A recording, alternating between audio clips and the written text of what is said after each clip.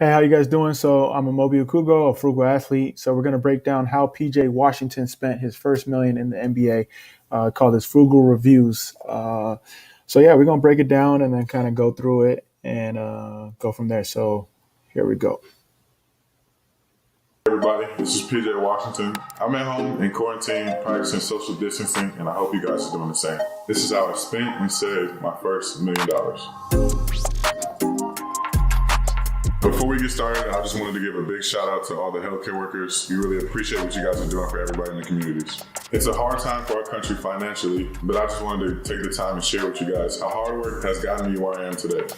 I first started playing basketball when I was like 5 years old. I can remember shooting on little tight rims and then going to the YMCA and playing in the leagues where you had to wear the same wristband as the person you were guarding. In like fourth grade, I had a feeling that I was better than everybody else because we were at this AAU tournament and I had like 40 points. At that moment, I was just like, if I take this serious, I feel like I can get somewhere with this. I have allowance from my dad. Probably had a triple double. So real quick, I think it's important to understand like, yes, PJ Washington's an NBA basketball player, millionaire, all these wonderful things. He knew or he had an inclination that he was going to go pro at the fourth grade. And while everyone, whether you're good or not, you have dreams and aspirations of becoming a pro athlete, the chances of becoming a pro are still very hard. So, it's commendable to him to, make it to this level, but, it's important for, people to realize that it's still tough to become a professional athlete. Even though you may be good at that age, he still had to put in the work. He still had to, have some things go his way. I won the game, my dad would give me $100. So I would be in the game counting out all my stats every time I got something. And how many triple doubles did you have in high school? I think it was like 5.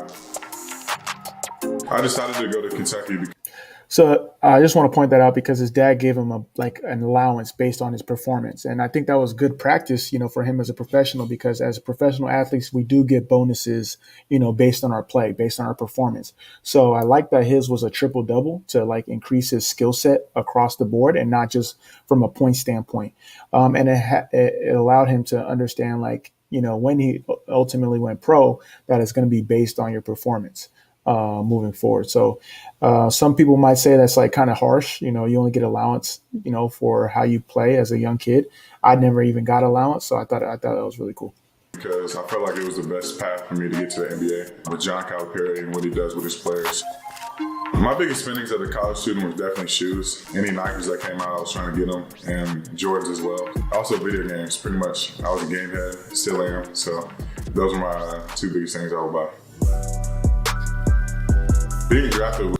So he just talked about how he strategically chose the University of Kentucky because it gave him the best chance to go pro. I think that's an important decision that young athletes have to make. You have to figure out the best school for your situations, whether that's a Power Five school, top D1 school, mid major, a school with the right coach, a school with the right system. It's very important that you make that decision that's going to help you not only on the field but off the field. And then he talks about why his spending habits at Kentucky. Obviously, the time of this video with PJ Washington was last summer, 2020, during the height of COVID. But now, a year later, which is when I'm doing this review, or the college system has changed. There's NIL. So, college athletes are now allowed to make money off their name, image, and likeness. So it's going to be interesting to see what he said and like see how the future college athletes, act based on, the fact that they can make money now. That's another factor to consider when it comes to, making your decision from a sports and school standpoint. Was kind of hard to describe because in the green room, whoever's getting picked next, they put all the cameras in front of your face. So you kind of know when you're getting picked. When they said with the 12th pick, I was looking down and then I looked up and then all the cameras were in my face. So I kind of smiled a little bit. I couldn't say anything. So I was just excited to have my family there with me, my agent, and my coach, Calipari, as well. I think you're Yeah, quick story. So yeah, that is true. So when I got drafted back in 2010, it wasn't to this magnitude in the NBA, but MLS soccer. Um, the fifth pick had happened, and like the camera started coming to me, and I thought I was getting drafted. I was like nervous because my agent had texted me like, "Yo, this team is going to get you at a different pick. So I was like wondering, I was like, wait, is that not happening? But it ended up, having they had a mistake and they picked one of my boys at the fifth pick, and then I ended up being the sixth pick. Tyler were in the same draft, right? Yeah. I think we were just really excited just to be in the green room together. For me to go 12 and him to go 13, I think that was really big for both of us. I mean, that night we just couldn't really think about anything else. My contract is 4 years, 17.8 million. Once I heard the number, it honestly didn't feel real. You don't get any money till like November, so you don't see any check or anything. I mean, at the time I didn't have any money, so it didn't feel like I had money. So that's a key point. Obviously, congratulations to him. He's going to get $17 million over the course of 4 years. He's going to be able to set himself up, his family up, if he does it the right way. I think a lot of times he's talked about how he doesn't receive any money till November, till the start of the season. And, from when you get drafted to when the start of the season happens, that's when a lot of mistakes can happen because you're already spending money that you technically don't have. You only count money when it hits the bank account. So it's important to understand your financial situation, your financial portfolio before you get the money in hand. It's extremely important to save your money, and it's really important to have somebody that helps you through the process. I found my financial advisor with my dad. Me and my dad would go around and interview a bunch of people. The plans we discussed with my financial advisor, 20% of everything goes into a spending account and 80% of everything goes into a savings account. Growing up, I've always wanted to. So that's pretty good. I like that strategy, having like a spending portfolio versus a saving and investment portfolio. I think the biggest thing is to keep them separate. And I think it's important that I like that they had a process about going through a financial advisor. So it's important to understand like what questions you need to ask your financial advisor. Are they fiduciary? Get referrals, make sure, talk to their past clients, get testimonials from the source itself, not just from the financial advisor. I think it's really important and understand that they understand your situation and they're willing to be patient with you to explain different things across the board. Open my own car dealership because my dad used to work at CarMax when I was really young. He used to come home with different cars pretty much every day. So that's one of my plans in the future. I definitely want to own a car dealership. So that's interesting because we're like the rule of thumb beforehand, with athletes and money is like, don't do car dealerships and don't do restaurants. But he has a specific story around it. His dad used to work at CarMax. So I think if he were to do it the right way with his dad's help and obviously a team of advisors, it's still very lucrative. But that was always the rule of thumb, growing up when it came to like what athletes shouldn't do. It was dealerships and restaurants. But he has a personal story, I think, that will help him navigate that mantra. Okay, we talked about how I save my money, and this is how I spend my money. First thing I ever got was 2 apartments, one for me and then one for my family. Both apartments are in Charlotte, and actually they're like 10 doors apart from each other. I got apartments in the same building because we're a close family, so I felt it was easier for us to spend time together once they come to town. So that's interesting. So he's spending money on 2 apartments versus just having one. And then when his family visits, they can stay in a hotel. I think the strategic reason around that is because his family probably visits quite a bit. So instead of getting a hotel every time and having to deal with, booking the hotel, booking the Airbnb, doing the different things, I would love to see the cost averages versus just like getting a spot versus a hotel versus, what he chose to do. And to be fair, he's making quite a bit of money. When my sister comes down from school, she'll stay with them. I have an extra room in here, so my little brother stays in here. I really want to buy a house, but I'm saving that purchase for the future. Just trying to think smart and save my money the best way as possible. 2 apartments, one for me and one for my family for the year, $60K.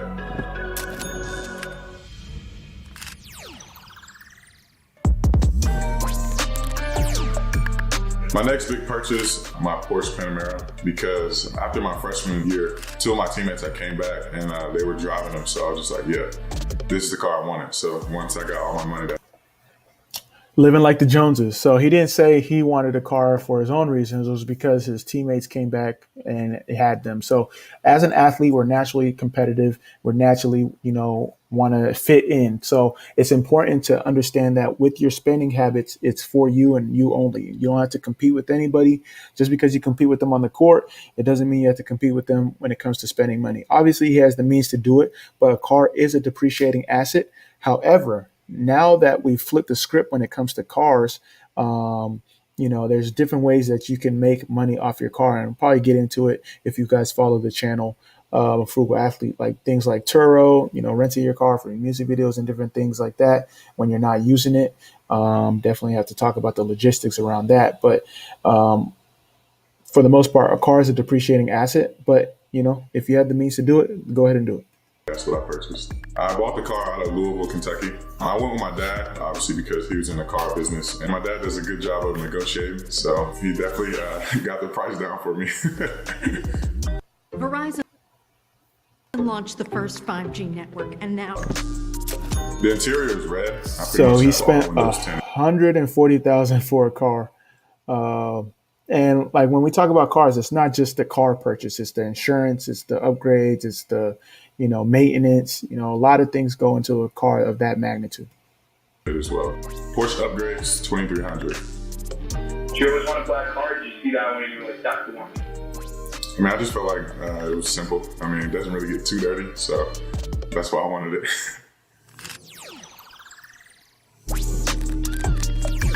I have another car. Actually, I have two other cars. I have a Range Rover, and I also have a Tesla.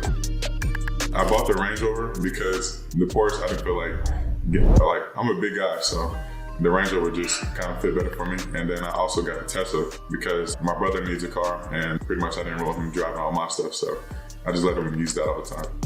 Range Rover, 130K. Tesla, 112K. So he spent almost $500,000 on three cars.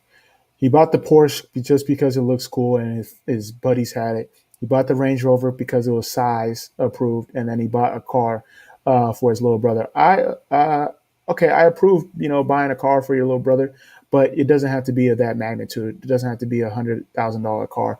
Obviously, Teslas, are gas efficient and stuff like that, but I definitely think he could have done better in terms of, having spending almost 500,000 on just cars. Yeah, I would have definitely chose differently, but to each his own, I guess. Sorry, I jumped the gun. Almost 250,000. Oh no, I was right. Almost $500,000 on car. I included the two cars, the Tesla, the Range Rover, and then the Porsche. Ideally, if I was in a situation, I would have just bought the Range because he talks about using that as an efficient car, and then bought like a utility car that his brother could use. He doesn't have to be riding around in a Tesla, because that's maintenance. If you think about it, Porsche, Range, Tesla, the maintenance, the insurance, all that, it's added cost. Before I got in the league, I was kind of into fashion, but now that I'm in the league, I'm a lot more into it than I was. I got a couple custom suits from, I think the company is called Elevate, and it's out of Los Angeles. The favorite thing I bought was probably my draft suit. It was dark blue and black, and it was like, it had really cool designs on it. It was dope. Top three fashion on the team, definitely Dwayne Bacon, Terry Rozier, and probably Miles Bridges. I'm a close fourth though. One of my teammates, Dwayne Bacon, has his own line. It's called Back Section. Everybody's really into it over here in Charlotte. My favorite shopping stores, Barney's, Saks Fifth, Neiman Marcus. Those are pretty much the three I use Designer. the most. What was your favorite store before you were drafted? Probably Foot Locker, House of Hoops. So that's a great point. As you get more money, this is what happens. Income creep. You're able to buy things, that you probably didn't have the means to buy before. So your taste probably increases and different things like that. So it's important, while it is nice to, buy some high quality clothes and take care of yourself, to avoid the concept of income creep. That's a problem that a lot of athletes face. As their income increases, their expenses increase as well. And you want that gap, if you really want to build true wealth, to make sure that gap stays large. Clothing, I spent about 80K.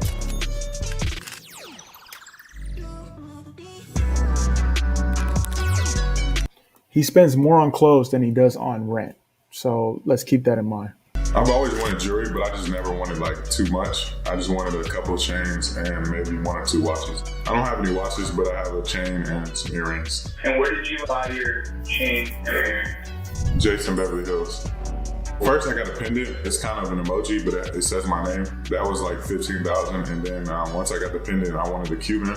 It's this like, it's a Chinese emoji. It means acceptable, but it says PJ right there. I just use it all the time on my Instagram, and then I just got a chain for it. After that, I just got some earrings to go with it. Are those the ones you have on right now? Yeah. Altogether, it was about 45,000. Yeah, I'm not really a big fan of jewelry, but like I said before, insurance, when it comes to jewelry is expensive. So 45,000, but if it's just a chain and some earrings, he didn't go overboard. He mentioned he doesn't have a watch. I can go with it. He's a millionaire, so let's let him have his cake and eat it too a little bit within reason. I got my first tattoo once I got to college. It was a verse on my chest. It was a tattoo artist in Kentucky. For me, it's a personal chef. All the vets advise young guys to get a chef just to eat right. You have to keep your body in tip-top shape, and eating right is one of the biggest things you need. He cooks lunch and dinner. Usually for breakfast, I'm always at the facility eating, so I didn't want him to cook breakfast. His name is TK, and one of my family friends from Dallas actually knows him, so it was just a great fit for us. I mean, his food's good. He's a good guy to be around, funny, and he can keep up with my family as well. The best meal that he cooks, I like his spaghetti and meatballs. The best I ever had. I don't even like spaghetti and meatballs, so once he made them and I ate it, I was like, it's pretty good. So for the year. So I personally like this because this is investing into himself. It's the whole concept. Sorry, I got to make sure my computer is charged before I continue to talk. But I like this because it's an investment in itself. So the return on investment is that his performance, his health will ultimately improve, and that will help him on the field or court, and hopefully, theoretically, will help him, stay on the court longer, perform better, which will help him get more contracts and stuff like that. So this is an investment in yourself. I want to say it's wasting money. I like to cook, but the time it takes to cook, the time it takes to go to the groceries, all that stuff can be out the way based on, if you just pay for it with the chef. But we still haven't seen how much it costs for him. Let's see. For my personal chef, I paid 40,000. So 40,000 on the year for a chef. Yeah, I wouldn't do that. I'm just thinking of all right, time spent versus groceries. I like to meal prep. I definitely think he could probably partner with some meal prep services, but to each his own. 40,000 is not a lot. I really think it's interesting that he spent for 2 apartments and a chef is still less than one of the cars that he spent for. So that's really intriguing. I actually have a whole little gaming center in one of my rooms. I just bought it a couple weeks ago. I got a gaming chair, a gaming table, and then a monitor. Favorite games to play right now, definitely Call of Duty and 2K. Have you been playing a lot in quarantine? There's nothing else to do, so whenever I wake up, I'm going straight to the video game. Video game setup, $500.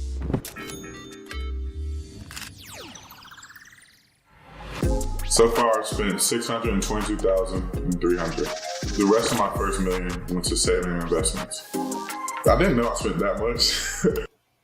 So to be fair, his contract over the 4 years is 17 million. We didn't include taxes. We didn't include, different expenses outside of the things that he talked about, like utilities and different things like that. But from a standpoint of the fact that this is only coming from his spending budget, which is 20% of the allocated money that he uses, to be fair, it is not that bad.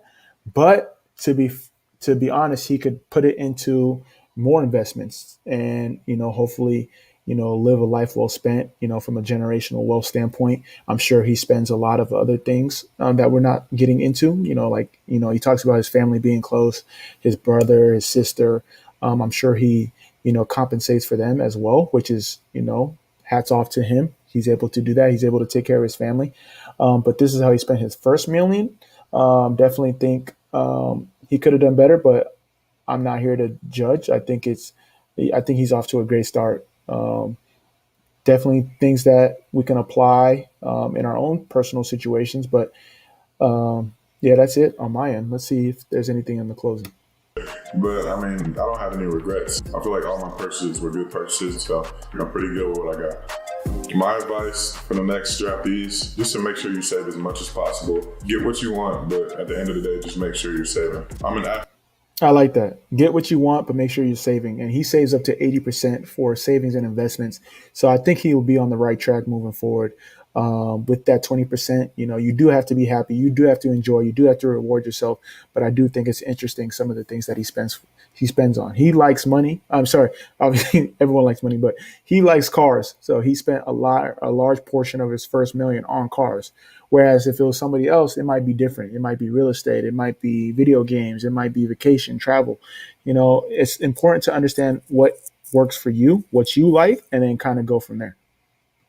So obviously, I have a job that's hard on my body, and I have to make sure that I'm set up for the future. Thanks, everybody. Yeah, so that's it for the PJ Washington review. Make sure if you guys want to check out more, subscribe and leave a comment. We're going to break some more down, so make sure you guys follow. Thank you guys once again. Catch you guys soon.